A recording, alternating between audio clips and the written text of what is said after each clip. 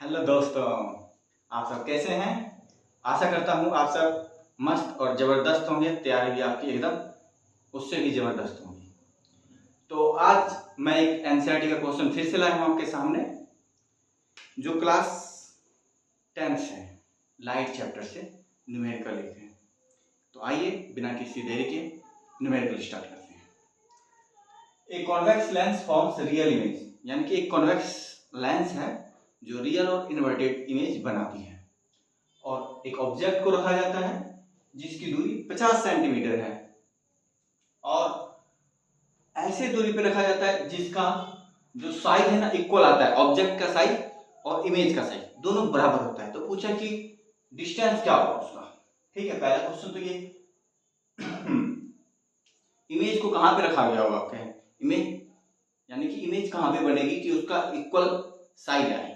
तो हमें पता है कंडीशन, यदि आपको याद होगा, है ना, कॉन्वेक्स लेंस का कंडीशन याद होगा तो ही ये फॉर्म लाइट। आपको पता है ये कॉन्वेक्स लेंस है। कॉन्वेक्स लेंस, कॉनकेव लेंस कैसे बनेगा, इस तरह से, है ना। ये ऑप्टिकल सेंटर, इसमें ये ऑप्टिकल सेंटर होता है ना। तो यहाँ पे अब पूछा है इमेज को कि, है ना, यहाँ पे पूछा गया है कि इमेज कहां पे बनेगी कि वो सेम दूरी हो, यानी कि सेम साइज की हो। ऑब्जेक्ट मान लेते हैं यहाँ पे है 50 सेंटीमीटर की दूरी पे। ठीक है, तो अब बताना कि सेम, अभी इसकी हाइट मान लो 4 सेंटीमीटर है, 4 सेंटीमीटर है, तो ऑब्जेक्ट के भी साइज सेम आनी चाहिए। तो ऐसा कंडीशन जिसको याद होगा वही फॉर्मूला अप्लाई कर सकेगा, ये न्यूमेरिकल सॉल्व कर सकेगा। हमें याद है जब सेंटर पे होती है ना कोई, सेंटर पे ऑब्जेक्ट को रखते हैं, जब सेंटर पे ऑब्जेक्ट को रखते हैं तो इमेज इक्वल आता है ऑब्जेक्ट के। ठीक है, तो हम यानी कि ऑब्जेक्ट कहां पे रखा गया है, सेंटर पे रखा गया है। ठीक है, और इमेज कहां पे बन रही है, सेंटर पे ही बन रही है। कहां पे बन रही है, इमेज सेंटर पे ही बनती है। तो ये ध्यान रखना है अपने को।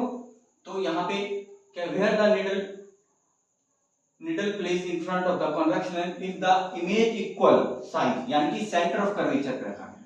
कहां पे, सेंटर ऑफ कर्वेचर के पास रखा गया है। क्योंकि चाहे वो लेंस ले लेते हैं चाहे मिरर ले लेते हैं, इमेज सेम साइज का तभी बनता है जब हम ऑब्जेक्ट को सेंटर पे रखेंगे।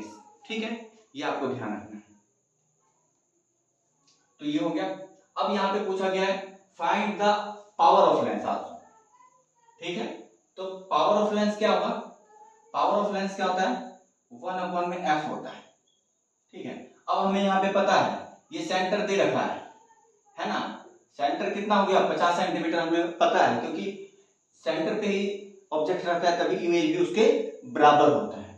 तो यहाँ पे सेंटर दिया हुआ है तो हम फोकल लेंथ निकाल सकते हैं। सेंटर यानी कि फोकल लेंथ कैसे होता है, फोकल लेंथ बराबर में क्या हो जाता है, centre of curvature, centre of curvature upon में 2 हो जाता है। सेंटर ऑफ कर्वेचर 50 सेंटीमीटर है ना, centre of curvature is 50 centimetre, तो 25 सेंटीमीटर हो जाएगा ये। ठीक है, 25 सेंटीमीटर। अब फोकल लेंथ याद कीजिए मीटर में होता है, आपको यदि याद हो।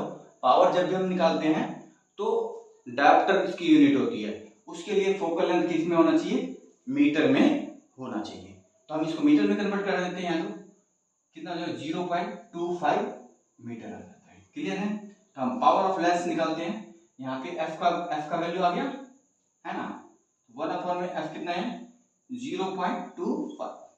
क्लियर है, इसको उड़ाते हैं, यहाँ पे आ जाता है 100, 25 चौक, यानी कि पावर कितना आ गया, +4 डायोप्टर।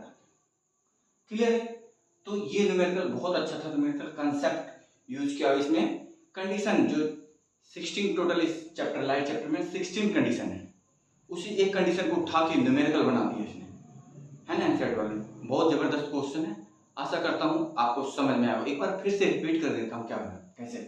देखो यहाँ पे क्या करें, कॉन्वेक्स लेंस है जो रियल और इन्वर्टेड इमेज बनाती है। ठीक है, और एक ऑब्जेक्ट है जिसे 50 सेंटीमीटर की दूरी पर रखा गया है। तो यहाँ पे पूछा जा रहा है कि यदि इक्वल साइज की इमेज है, इक्वल साइज की इमेज बनती है तो इमेज कहाँ पे होगी, इमेज कहाँ पे होगी, सेंटर ऑफ कर्वेचर पे बनी होगी।